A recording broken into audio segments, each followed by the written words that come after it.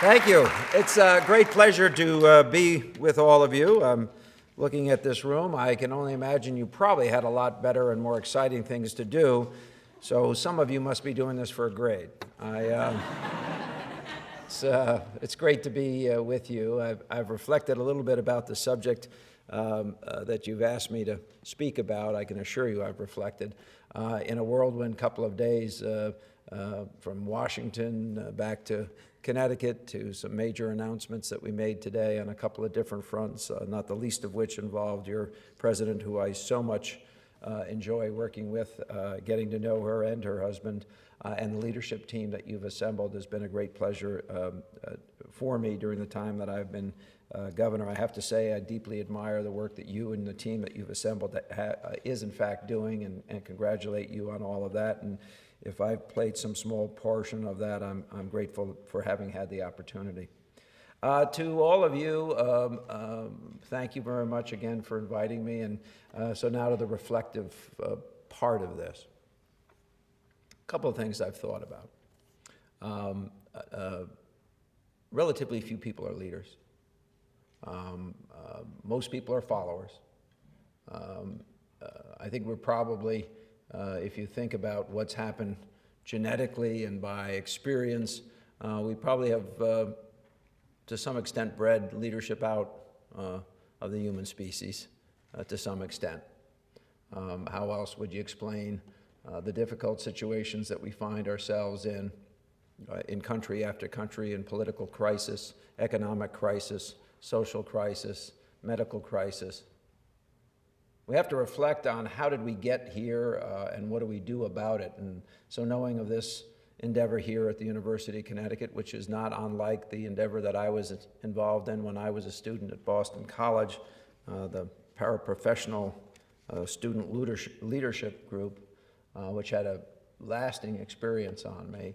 I presume that some of what you're doing is to promote leadership. Leadership, although I've referenced genetics, and I actually believe that there probably are some folks, some families that produce more leaders, not just by the experiences of the family, but perhaps genetically. But I also believe that leadership can, in fact, is taught, and it is a body of preparatory work to be in a situation that one then responds to and handles.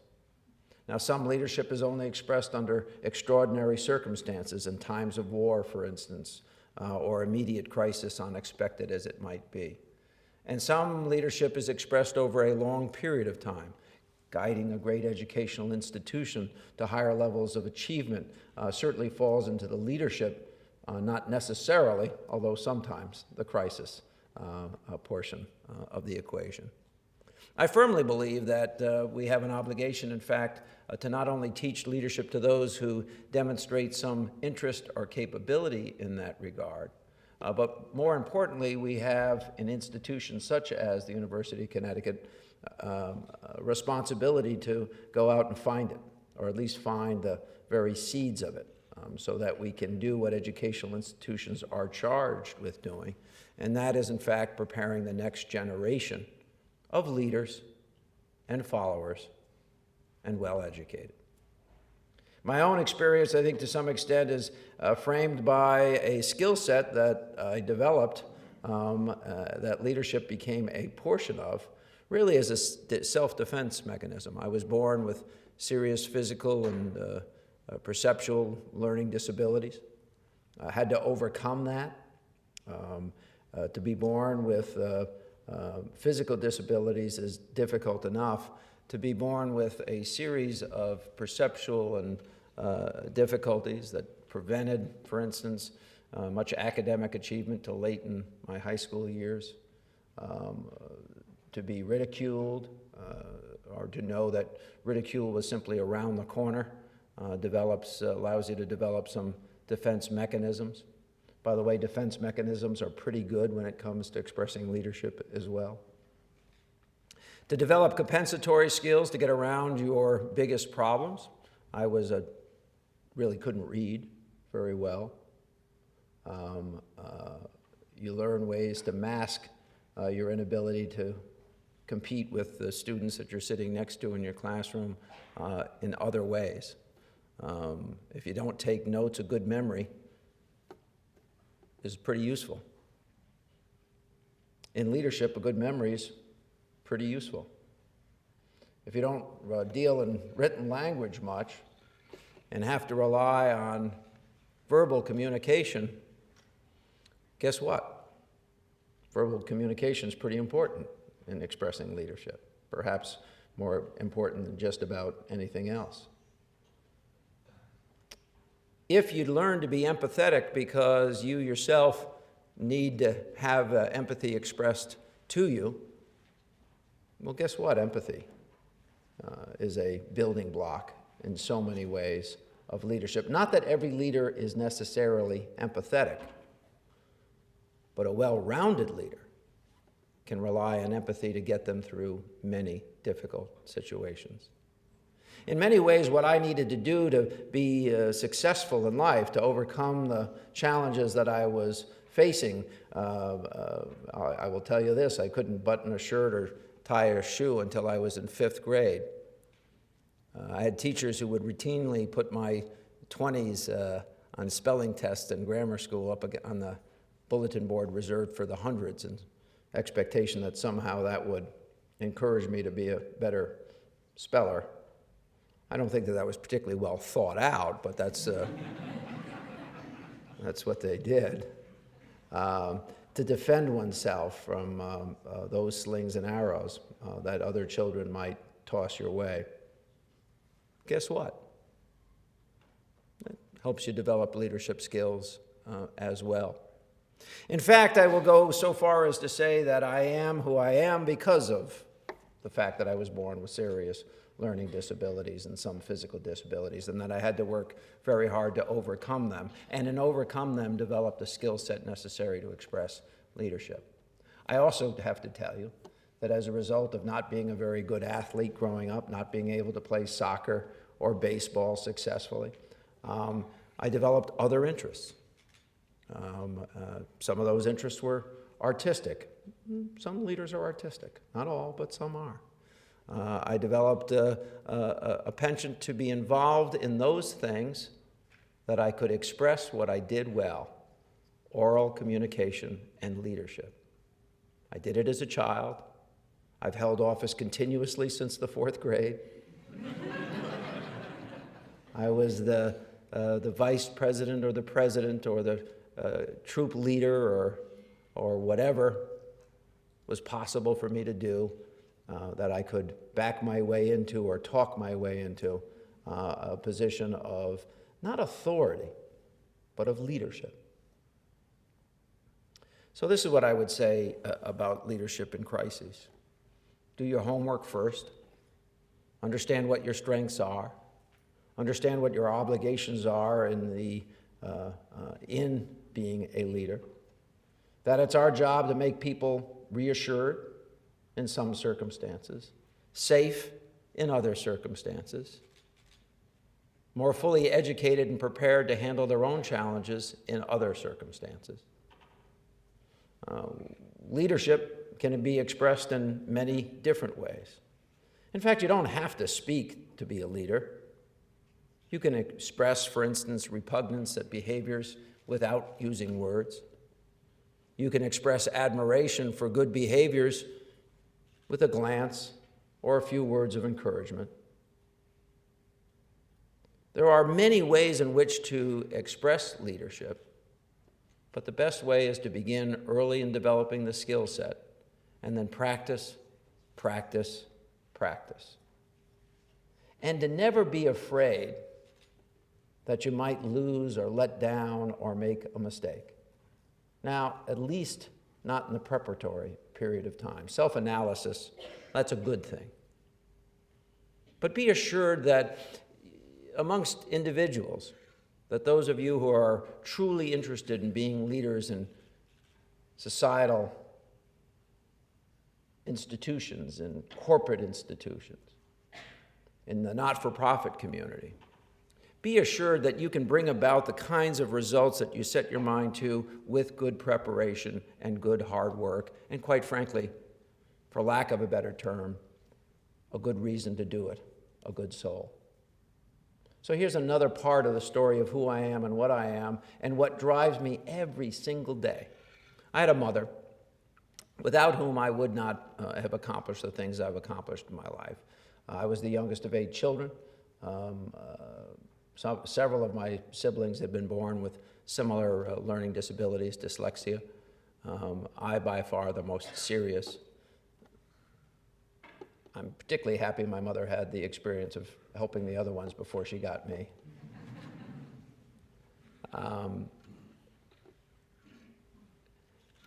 She would say to me, and I've told this story oh so many times, that people on my staff will chuckle at it. But my mother had this thing that she said to me almost every day that we shared the earth together and spoke. Dannel, you have an obligation to leave the world a better place for your having lived in it. Simple, simple thought.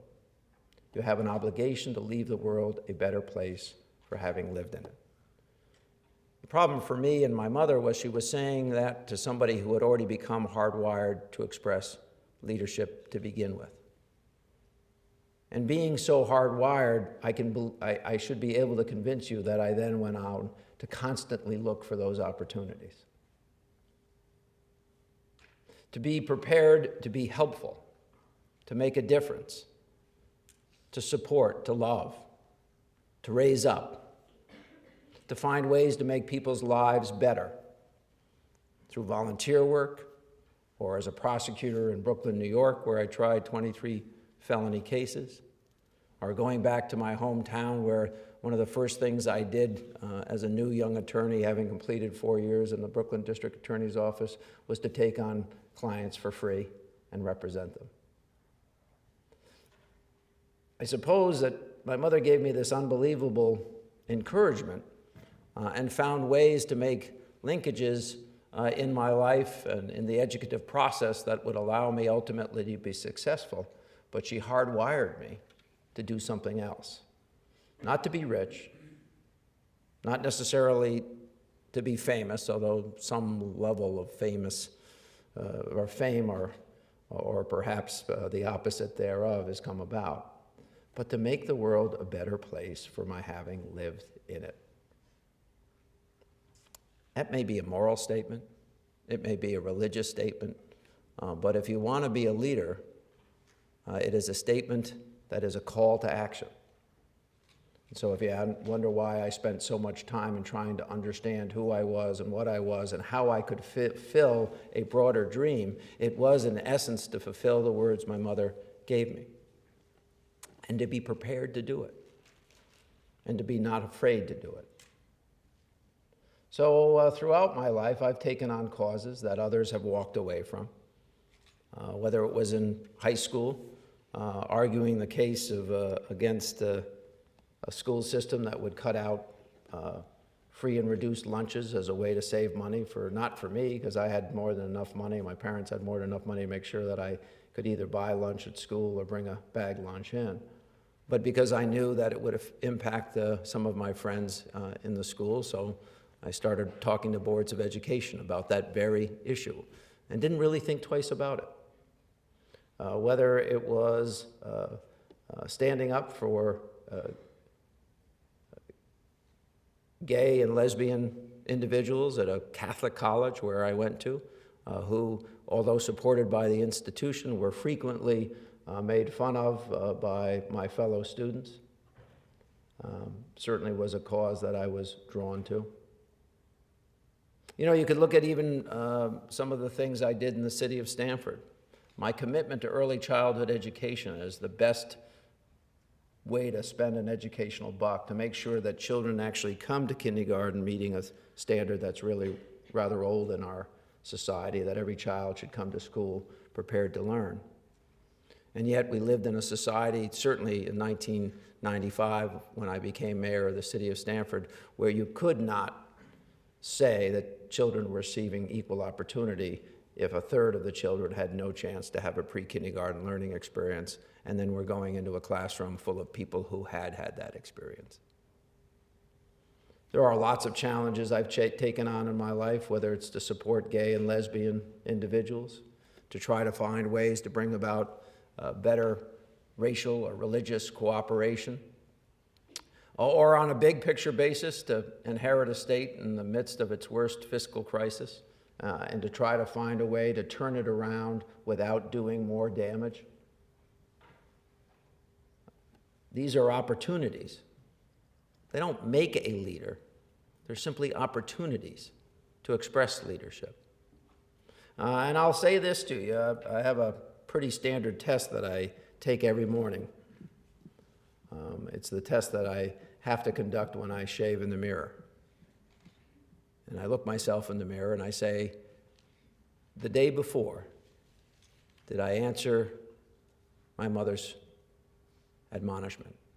Did I actually do that which I could do to make other people's lives better? Or did I somehow fail the day before? If you do that kind of self-imposed exercise, if you take time to examine your behavior as you're involved in those behaviors, two things will happen. You'll be a better person, and you'll teach yourself how to be a better person. And in doing so, I think you'll bring about some higher level of understanding of oneself, and quite frankly, that's the best thing a leader can have. To understand their strengths and weaknesses and how they impact other people and how their very conversation or language used or emotions emitted can actually move people to action. But it begins by knowing who you are and what you are and whether you've done everything you could do in any given exercise to be the leader that some of you clearly aspire to be. I can talk about individual instances, the financial ruin that the state of Connecticut was in with a $5.6 billion deficit. I knew that deficit was so bad that I made a first decision about that. And that's when I was running an election that I was going to win or lose by a few votes. As was popular and continues to be popular, people ask you to make promises or take tests. So the promise that I was asked to make was that I would never raise taxes. And I said, no, I won't take that promise. I won't make that promise. Understanding fully that with some degree of likelihood, or at least possibility, could cost me an election. So you might say, well, if you're a politician and you live to be in politics, why wouldn't you say anything to get elected? Well, the reality is I knew that the day after I made that promise, or the day after I was sworn in, I had to shave. And I had to look in the mirror. And I'd have to say, was telling a lie or making a promise you had no intention of keeping, was that actually a way of making the world a better place for your having lived in it? And you know what the answer is. I ultimately said, no, I wouldn't take that promise, as I've said. And it almost cost me an election. And during the days that race tightened up and I understood the importance of what I had done, I had opportunity to second guess that decision. And I never came up with a different answer. It wasn't worth telling a lie about what I would have to do if I became governor. There was another one. I was running for governor in the midst of a terrible trial about a grisly murder that had occurred in Connecticut.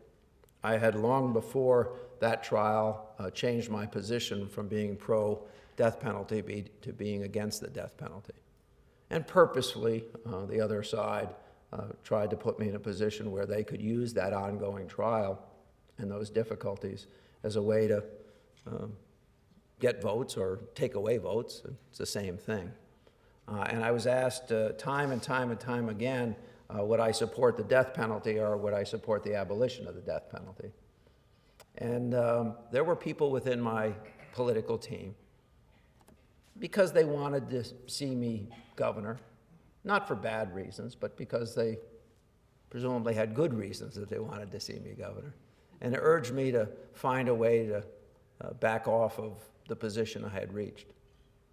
In that decision, too, I knew that I could not change my position and live with myself, so I stayed the course. History be told, I won a landslide victory by 6,400 votes.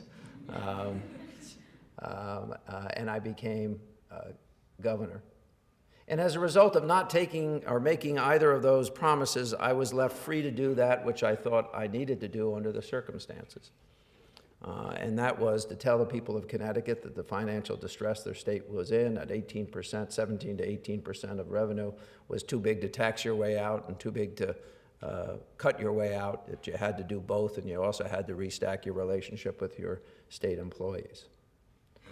Not one of those things necessarily being popular. Taxes and raising of taxes is never popular. Cutting of services is never popular. And restacking a relationship negotiated previously by your predecessors is anything but popular. You see, I didn't run to be governor to be popular. I ran to be governor to be a good leader. And that's what your obligation is to do. Go back to my morning test and you'll understand. We did what we needed to do in resolving a $3.6 billion deficit. Here we are 3 years later, actually less than 3 years later after my first budget took effect. We're projecting a $500 million surplus. We will take a rainy day fund from $0 to about $550 million by July 1st. We've taken a state that had no net job growth for 22 years and seen the creation of 43,000 private sector jobs. We've taken a university system here at UConn, systems, including the other region system, and made massive new investments to make those better and stronger places, all of which is a long-term play, not a short-term play, because you don't get votes for spending money on colleges today, but you know it's the right thing to do for the economy in the long haul. I suppose to some extent maybe that's a good way to describe what my leadership is. It's playing for the long ball, for the long-term outcome. Maybe it's all those words my mother said about leaving the world a better place. You don't leave the world a better place for simply having made a place better for a day. This is about long-term investment and strategies and moving forward and having a vision of where you want to get to and doing everything you can do to make sure you get there. We've had some other more transitory crises we've had to deal with in the state of Connecticut. The worst winter of 50 years or so was the first winter I was governor, a winter not unlike this one except with more snow.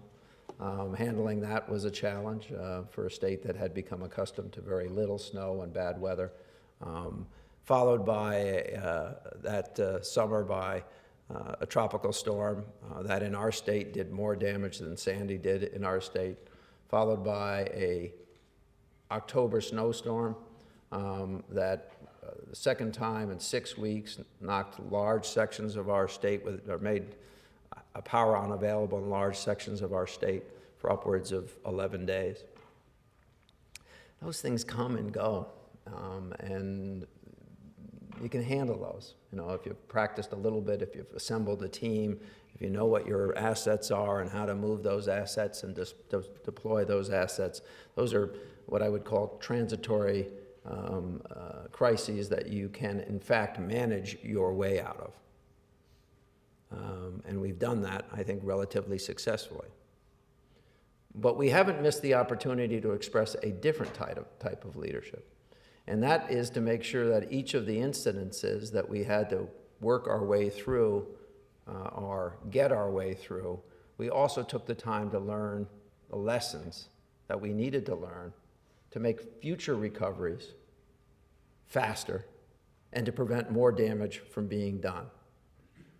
Now, a lot of people will manage for the day, manage for the moment, do the TV hit, but what we've been particularly good at in Connecticut over the last few years in handling those incidences is making sure that we capture every lesson we possibly can and that we change our plan to responding to those transitory crises every time we learn something new.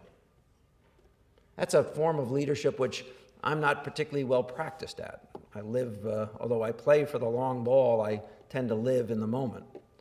And learning the discipline to be a better long-term leader is something that's perhaps been perfected in my life over the last 10 or 15 years as opposed to the early leadership skills I developed. There are other things that I could say about leadership, and I'm more than happy to engage in a discussion about this. But let me wrap it up and then take questions. Find a way to express that which is within you, to make yourself great at the same time you make people around you great. You know, it doesn't have to be in the field of politics or of government or of higher education. In fact, the opportunities for you to make someone else great will present themselves almost every day to you. And if you're smart enough, and if you practice enough, and if your heart is in the right place, and if you have a reason to do the right thing, then you will, in fact, make other people's lives better every single day. And if you don't think that that's a reward, then you're probably not a leader. And you're probably here watching this discussion as opposed to leading or living this discussion. But I suspect that those of you in the room right now understand who you are and what a calling might be. Pick an issue. Pick issues. Pick a goal. And don't just get yourself through that issue or to that goal, bring other people with you. And if you do that, then you're going to feel great. If you find a way to volunteer, to coach a team, to lead a community group, to advocate for cutting down a tree or saving a tree, and you do the right thing, it's going to make your life stronger and better. See, this gift that some of us have been allowed to have or give or develop, it is a gift because it is a way of making your life more meaningful than those who would run away from that opportunity. And that's where I think this reward comes about. Or as my mother would say,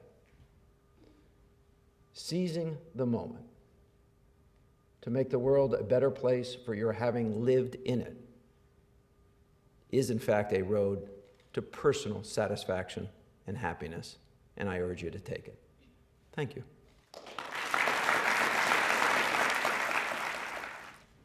I've always been told I'm a leader just because I always am the first one to do anything. But I'm Sean, I'm a junior here, and timing couldn't be more perfect. I'm from East Hartford, so I applaud the agreement with Pratt. As you're probably well aware of East Hartford, or Pratt's really the lifeblood of East Hartford. So I definitely applaud you for making that agreement to try to keep jobs in East Hartford. So that's about it, and thanks. Yeah, no, thank you. You know, while some people are moving to the microphones, what we did in East Hartford, actually for the state of Connecticut, is to reset our relationship with our largest employer, United Technologies, and to solve some of the great frustrations that they have with the state of Connecticut, particularly over the issue of about $800 million in earned tax credits that they've been unable to call upon. And we, I think, reached a unique agreement where we'll allow those tax credits to be monetized differently in exchange for the money being spent in our state, the long-term goal of which is to change the relationship and further tie United Technologies to the state of Connecticut, which I think by the President's or Chairman's comments today, we clearly have done. It is about playing long ball. Hi. Hi. I just wanted to thank you on behalf I'm of going to say, one of you be a leader and tell a couple of the people on this side to go to that side. And the reward will be that you'll be heard sooner.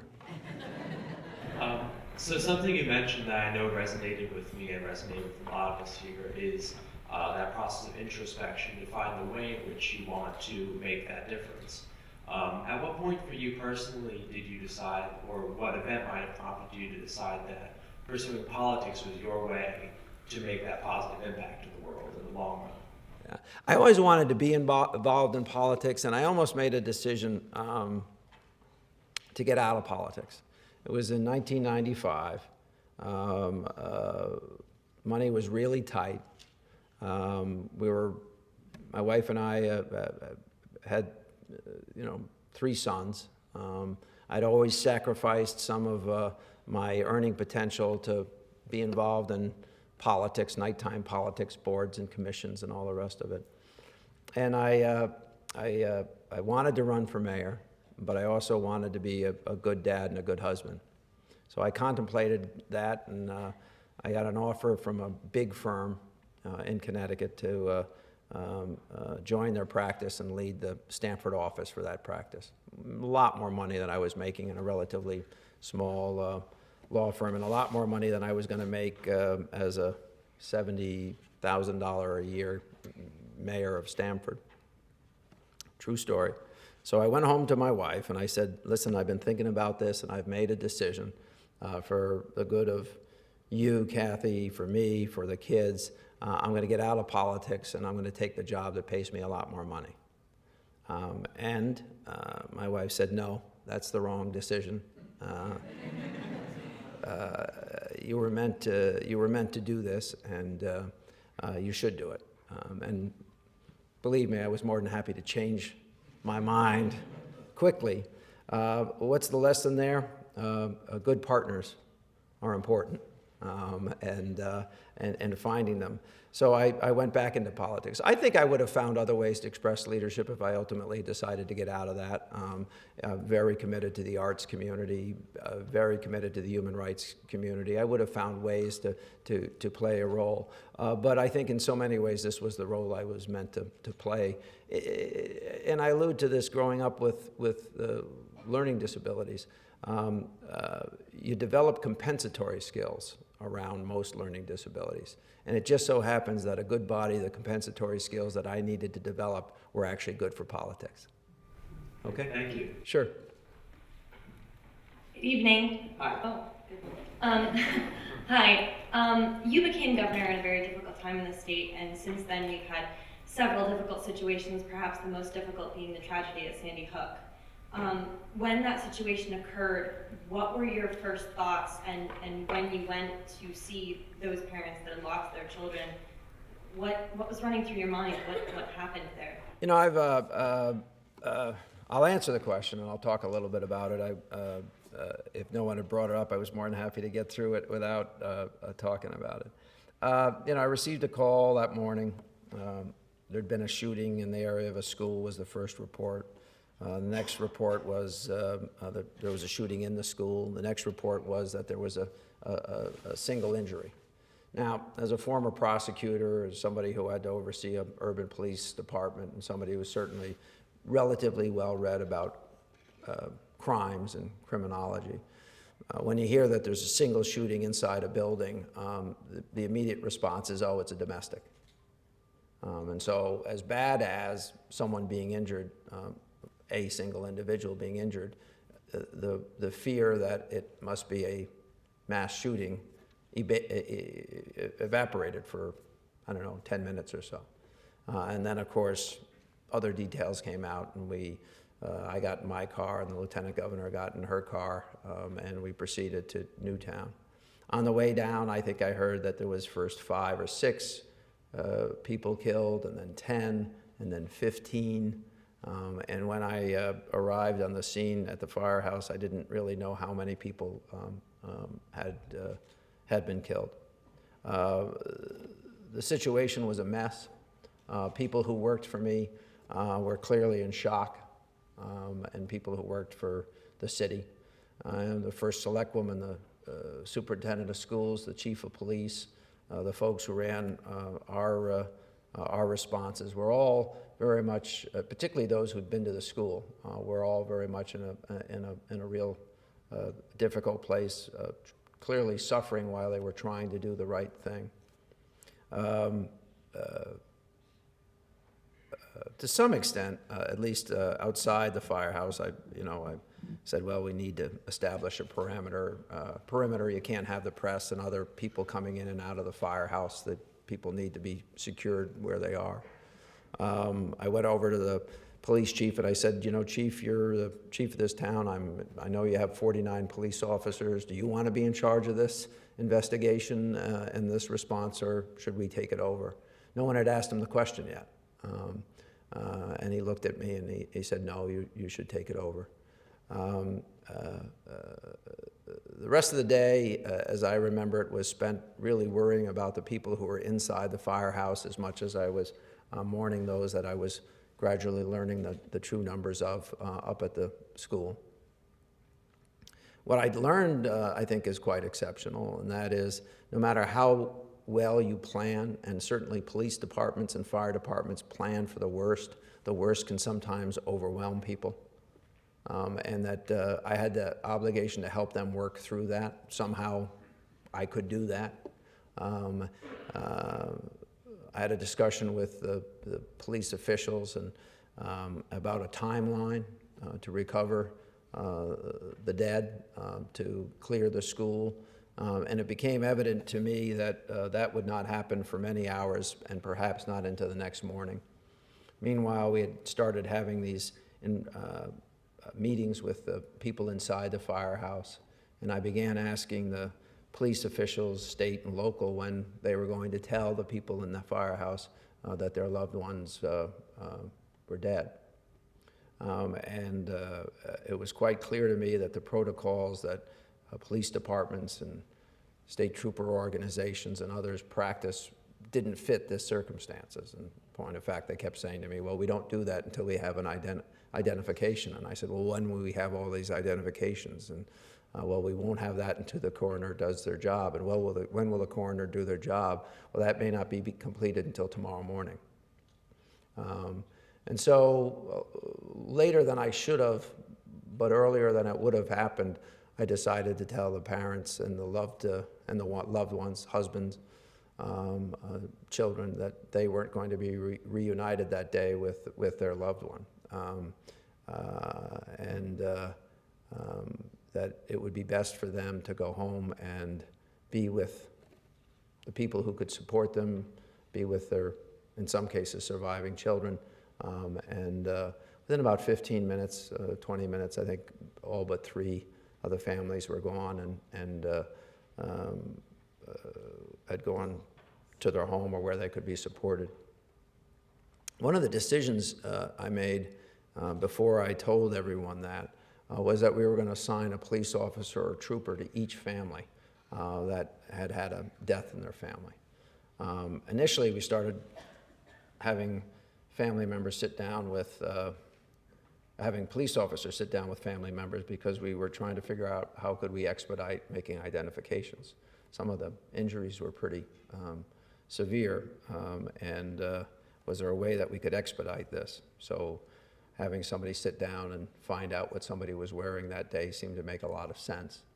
But as soon as we started assigning these folks and I saw the interchange between the police officer and the family as they were getting some basic information, it hit me that what we really needed to do was to make sure that that family had somebody who would get them through the next 3, 4, 5, 7, 10 days.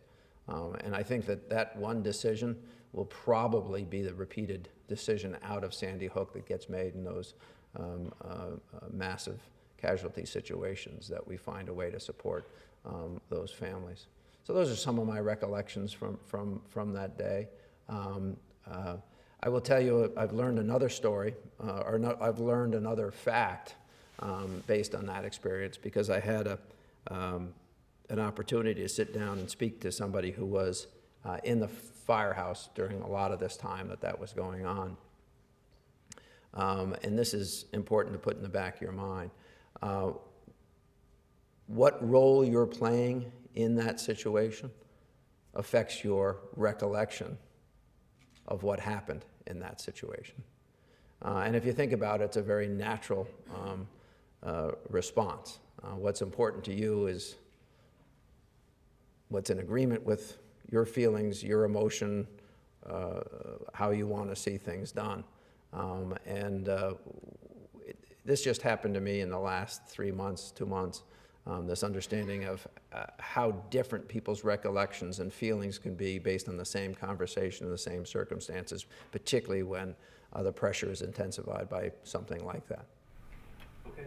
Thank you so much. Sure. Governor Malloy, you spoke at length about how your own convictions and your own view for a better world influence your decisions heavily.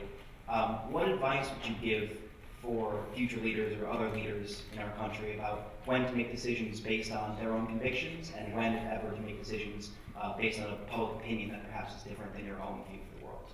Well, a couple things I'd say that. First of all, you're a college student, so I'll give you my standard advice to all college students. Get up and have breakfast.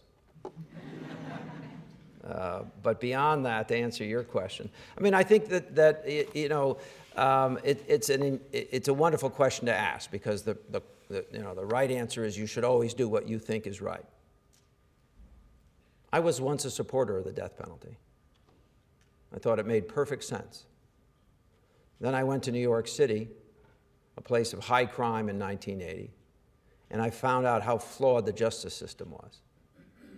And quite frankly, how flawed our whole concept in certain areas in the United States is. I learned, for instance, and came away quickly believing, based on the first 90 days that I worked in Brooklyn, New York, that if a primarily white community had been subjected to the levels of crime that communities in Brooklyn were being subjected to, that we would have changed the criminal justice system and our approach to policing overnight.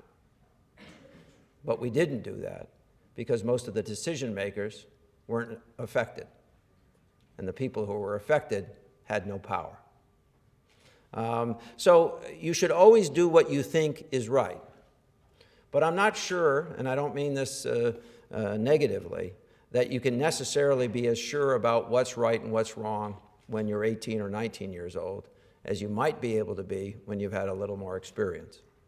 So I think you begin with the proposition that I must do that which I think is right. And then you examine and examine and examine what you're actually telling yourself. And you make sure, and perhaps this is another gift that was given to me, that the ability to go to law school and to have a form of education that makes you examine all of the sides of an argument so that you can be prepared to argue any one of those if someone's willing to pay you. But it's a tremendous strength to be able to do that. So I don't want to give you bad advice and say that you shouldn't do what you think is right. I think you should. But I think you better make sure you have a full body of experiences that sends you in the right direction. Thank you very much. Thank you very much for your presentation. You made some incredible points about leadership that I think are very noteworthy. But one of the ones that I have to ask and sort of pick your brain about a little bit more is, given your position as governor, the responsibility that you hold, the decisions that you make carry a lot more weight than the decisions that other people necessarily make. And when you go home at the end of every single day, certainly the responsibility that you feel is far greater than I imagine most people in this room. How do you deal with that stress? Because I think one of the things about leadership that needs to be brought up is it's a very stressful thing to be a leader sometimes. Yeah, no, I think that's a fair question, and I think it's a good point. I think part of that is a learned behavior, or response, perhaps, is a better term. I'm pretty good at putting things in boxes and examining them when I want to examine them and not examine them when I don't want to examine them. That's different than ignoring things. It's really a management mechanism. And as a management mechanism, it's also a way to deal with what could be the overwhelming stress of any given circumstances. Most of the big challenges I've had in my life were all personal. They weren't political, or they weren't governmental or policy. But there are things that you take home on a basis. When I had to kind of steer the state through the fiscal crisis in 2011, I didn't. In raising taxes, I knew it would probably cost me the next election. But I already made that decision. That's why I wouldn't make the promise to begin with.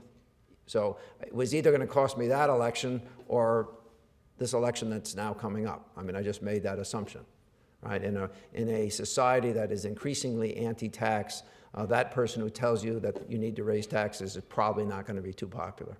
That didn't bother me at all. The services I had to cut to get to the balanced budget those things bothered me.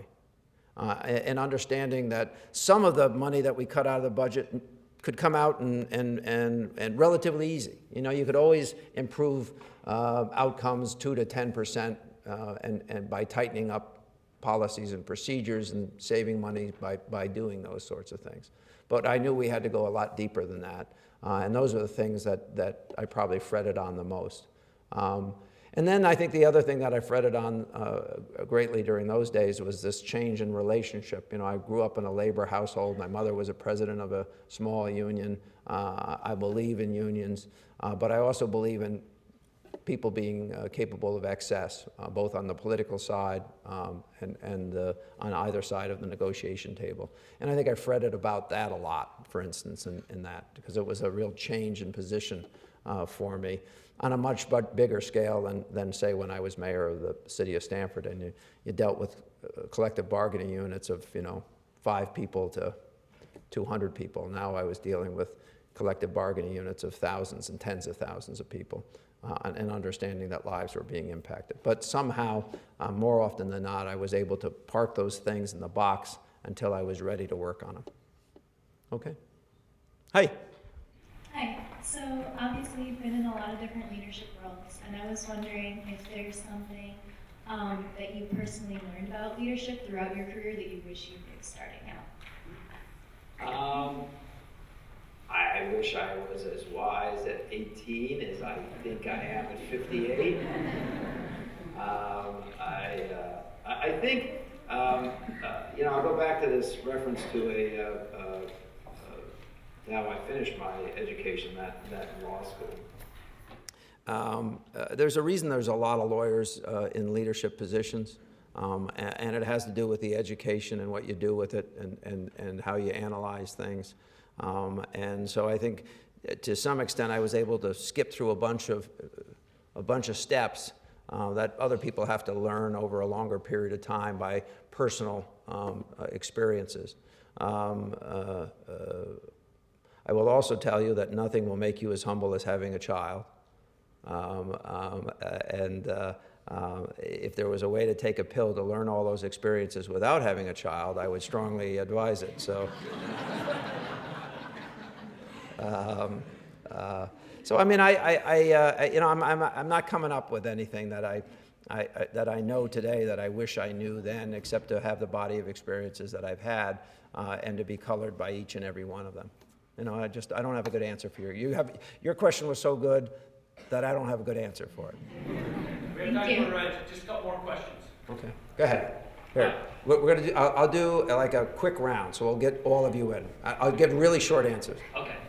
So, as a public official in a leadership role, obviously a lot of scrutiny can come your way. So I'm just curious, in times of hardship, how do you handle that weight of responsibility when you know that the public is looking at you in those moments? Well, I want to be clear. I'm not telling people that they should run for office. It's miserable. It's not nice. It's not a nice business, and it's more miserable, I think, than it's ever been. And so if you're interested in politics, you better have a real calling for it. And if you have a real calling for it, you better have thick skin, right? So I'll go back to what my mother said. You have an obligation to leave the world a better place for you having lived in it. I'm not as smart as many of you folks. I'm not as accomplished in individual areas as many of you folks. I chose to play in the venue that I thought I could be most effective given the skill set that I had developed. That happened to be politics. And it happened to be electoral politics because that was the way I was going to move up and advance more rapidly than through a bureaucracy. I understood what I was getting myself in for. What I really feel bad about is people who get into politics and don't understand what they're getting into. So make sure it's the right thing for you. It was absolutely the right thing for me, and my wife absolutely supports me in it. But I'm telling you, it's not the right thing for everybody. So if you're going to go down that road, make sure. I was sure. I'm not backing down, but it's a tough business. You better have thick skin. Hi, I think part of being a leader is having an eye on the horizon and knowing what's coming as much as you can. So what are some problems you foresee facing the state of Connecticut? We're the 7th oldest state in the nation. Demographics aren't on our side. We should work to change those demographics, and that's what I'm doing, by the way, in obvious and subtle ways, both. But a younger state is in a better position to deal on a long-term basis with its fiscal challenges than we are. Then you need to examine why we're older than most states. Well, we went through a period of 22 years where we didn't create new jobs. Well, if you're not creating new jobs, it means the people who currently have jobs get older every year, and the chance to entice new and younger people into your state goes away because you're not creating new jobs. So in the 22-year period of time in which we didn't create new jobs in Connecticut, 23 million new jobs were created in the United States and split amongst 48 states. Only Michigan and ourselves didn't get any. You get old that way. Trying to reverse that trend is very important. Dealing with energy issues is extremely important. I put out a comprehensive energy plan. We have the highest energy cost, or some of the highest energy costs in North America. We need to do whatever we can to overcome that problem. One of the things we can do, and we're doing a good job at it, is make sure that we're the most efficient in using energy. That's why I assume it's so cool in this room. At least at the bottom of the room as opposed to the top. But I think this issue of competitiveness tied with demographics, I think if you're a ball player, a long-term player in politics or in government, and you're not concentrating on demographics, you're losing something. Okay? Thank you. Over here. Good evening, sir. Hi. I'm Ted Stanford. I'd like to ask you a question based off a statement I learned in one of my classes. And that statement was, in order to be a good leader, one also has to be a good follower. And I basically like to ask, what's your opinion on that? Do you agree? Do you disagree? I'm a shitty follower.